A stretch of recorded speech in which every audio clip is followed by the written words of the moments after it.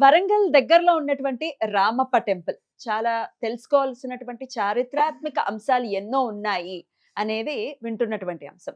దీని గురించి ఒక్కసారి మందిరానికి ఉన్నటువంటి నేపథ్యం, అలాగే ఆ అంశాలేంటి? చారిత్రాత్మక చెప్తానమ్మా. అంశాలేమిటి ఒక్కసారి చెప్తాను. చెప్పండి? రామప్ప టెంపుల్ ఒక అద్భుత నిర్మాణం. యాక్చువల్‌గా దట్స్ ఎ సాండ్ ఏరియా. అంటే ఇసుక, ఇసుక. ఇసుక పర్ర.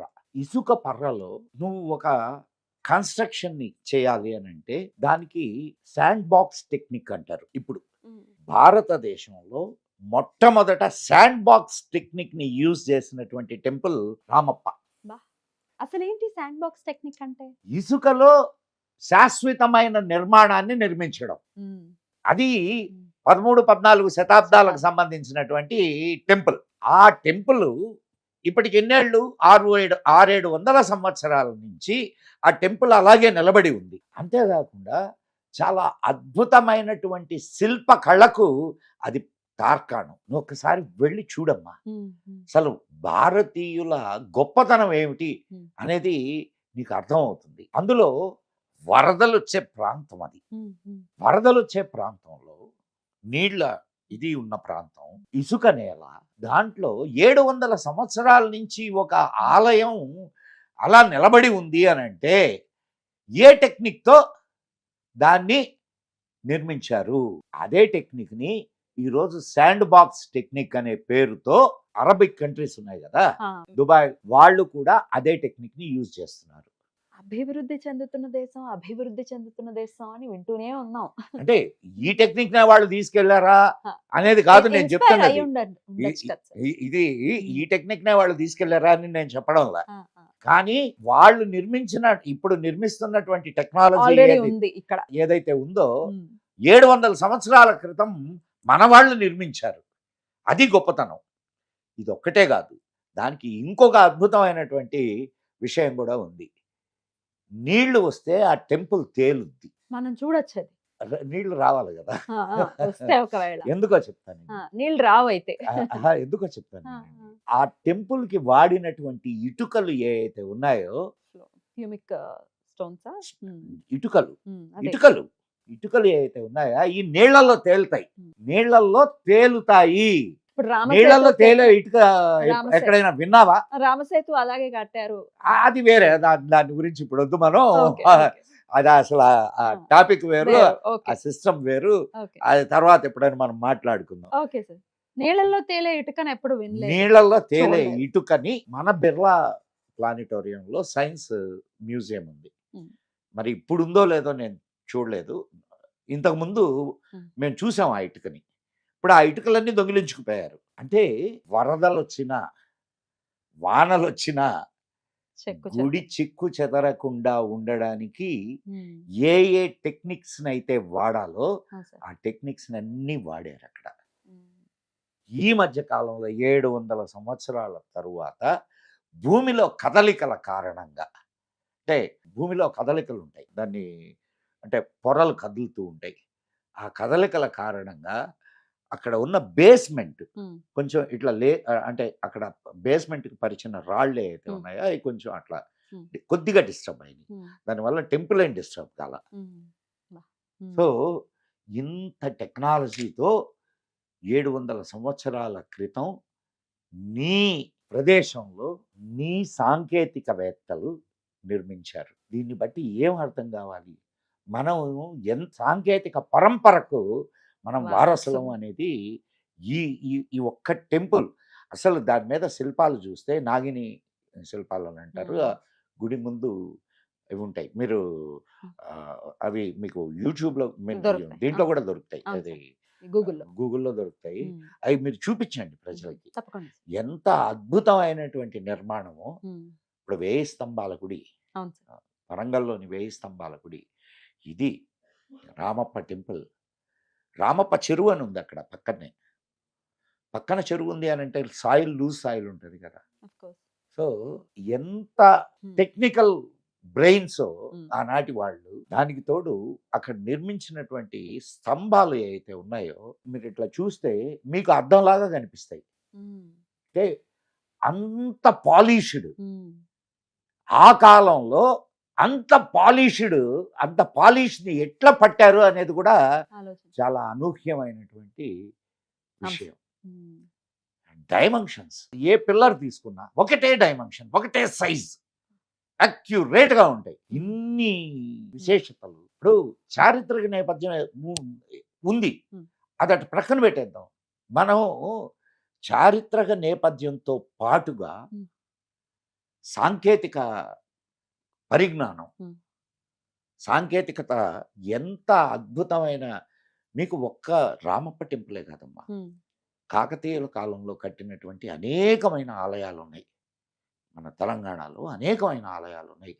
చాలా శిథిలావస్థలో ఉన్నటువంటి ఆలయాలు ఉన్నాయి. నేను ఈ సందర్భంగా నేను మన వాళ్ళకి ఒక వినతి చేయదలుచుకున్నాను. ఉమ్. ఏమిటయానంటే, చాలా మంది కొత్త కొత్త దేవాలయాలు గుళ్ళు. నిర్మిస్తున్నారు. నిర్మించండి, తప్పులేదు. కానీ వందల కోట్లు పెట్టి నిర్మిస్తున్నారు. రైట్, మీ అభిరుచి, నమ్మకం, దేవుడి మీద మీకున్నటువంటి భక్తి ఇవన్నీ ఓకే. కానీ చరిత్ర ప్రసిద్ధమైనటువంటి ఆలయాలు కాలగర్భంలో కలిసిపోతూ ఉంటే వాటిల్ని, చరిత్రకు చిహ్నాలవి, Exactly. వాటిల్ని పట్టించుకోకుండా కొత్త ఆలయాలు నిర్మించాల్సినంత నిర్మించండి. కానీ మీరు 100 కోట్లల్లో 1 కోటి రూపాయలు దానికి ఖర్చు పెడితే అది మళ్ళా పునరుజ్జీవం చెందుతుంది. ఖచ్చితంగా. అది పునరుజ్జీవం చెందితే ఆ చుట్టుపక్కల ఉన్నటువంటి గ్రామాలన్నీ కూడా పునరుజ్జీవం చెందుతాయి. ఖచ్చితంగా. డెవలప్మెంట్ అనేది ఉంటుంది కదా, ఖచ్చితంగా obvious అమ్మా. గా. నీకు ఉమ్. ఇది మూఢనమ్మకం అనుకో, లేకపోతే ఉమ్. నువ్వు ఏదన్నా అనుకో, ఉమ్. రామాలయ ప్రతిష్టాపన జరిగిన తరువాత భారతదేశపు అభివృద్ధిని గమనించు. నేను ఇంకేం అవసరం లేదు. ఉంది.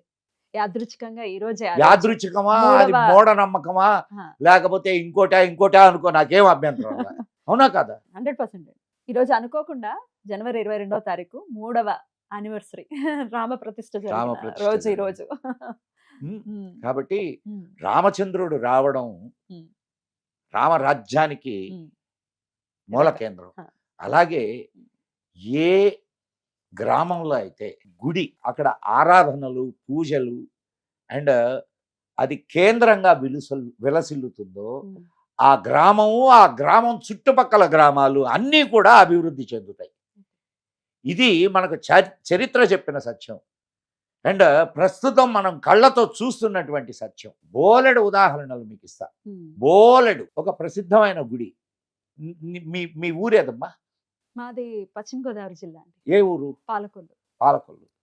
పాలకొల్లు యొక్క విశిష్టత తెలుసా నీకు? ఉమ్. ఆ? ఉమ్. క్షీరారామం అంటారు దాన్ని. శ్రీరామం. క్షీరారామం అంటారు. ఉమ్. పంచారామాల్లో ఒకటి. ఒకటి. ఆ?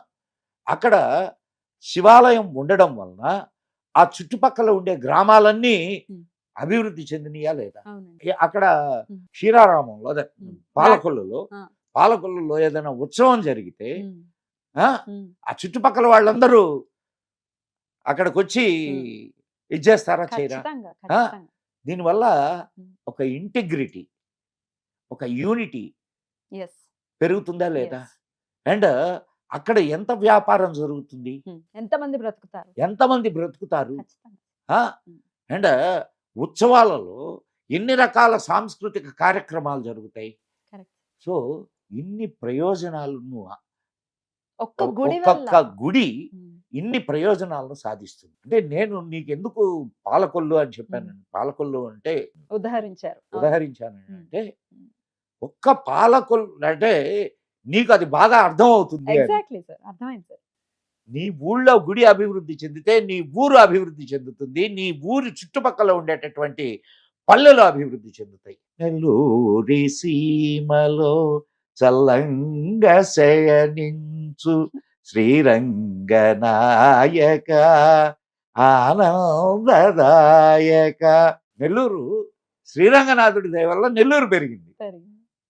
అంటే మా ఊరు కాబట్టి చెప్పాను. చెప్పారు. అద్భుతం సార్. ఆ, అట్లా ప్రతి ఒక్క, అంటే ఈ గుళ్ళిల అంటే అది స్వయంభూగా రావటం ఏదైనా కానీ నీకు స్వయంభువా, లేకపోతే నిర్మించిందా? అక్కడ స్థాపన జరిగిందా అనేది అట్లా ప్రక్కన పెట్టి, గుడి అభివృద్ధి, ఊరు ఆ చుట్టుపక్కల గ్రామాల అభివృద్ధి, ఇది ఒక్కటి కానీ గుర్తుపెట్టుకోగలిగితే ప్రతి ఊరు ఒక అద్భుతమైనటువంటి గ్రామంగా, అద్భుతమైన ప్రదేశంగా తయారవుద్ది. భారతదేశం మళ్ళా Hmm. పూర్వ వైభవాన్ని సంపాదించుకోవాలి అంటే గుడి కేంద్రకంగా మన జీవనం సాగాలి. ఇట్లనే రామప్ప గుడి, నేను అందుకే చెప్పింది, ఒక గుడిని మనం ఒకే యాంగిల్లో చూడొద్దు. Hmm. ఆధ్యాత్మికమైన యాంగిల్స్ ఉంటాయి, Yeah. అండ్ సాంకేతిక పరమైనటువంటి యాంగిల్స్ ఉంటాయి. సామాజిక And ఉంటుంది. ఇప్పుడు ఎంత ఇంజనీరింగ్ టెక్నిక్ అది, Yes, sir. ఆ ఇంజనీరింగ్ టెక్నిక్స్ ఇవన్నీ మనం ఒక గుడిలో చూడొచ్చు. అటువంటి గుళ్ళల్లో రామప్ప ఒక అద్భుతమైనటువంటి గుడి. మన తెలంగాణలో అనేక అద్భుతమైన గుళ్ళు ఉన్నాయి. Hmm.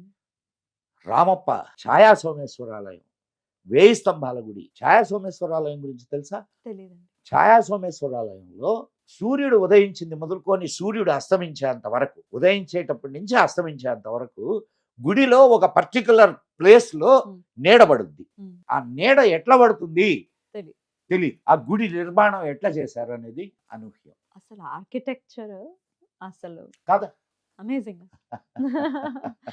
అమేజింగ్. సో మనం గుళ్ళను గురించి మాట్లాడుకోవడం కంటే గుళ్ళను దర్శించడం చాలా ముఖ్యం. ప్రతి ఒక్కరూ వాళ్ళ చుట్టుపక్కల ఉన్నటువంటి గుళ్ళను దర్శించాలి. గుళ్ళను దర్శించి వాటి యొక్క విశేషాలు తెలుసుకోవాలి, వాటి అభివృద్ధికి పాటుపడాలి. అద్భుతం సార్. జై హింద్, జై మా Bharati. Thank you so very much sir. నమస్తే.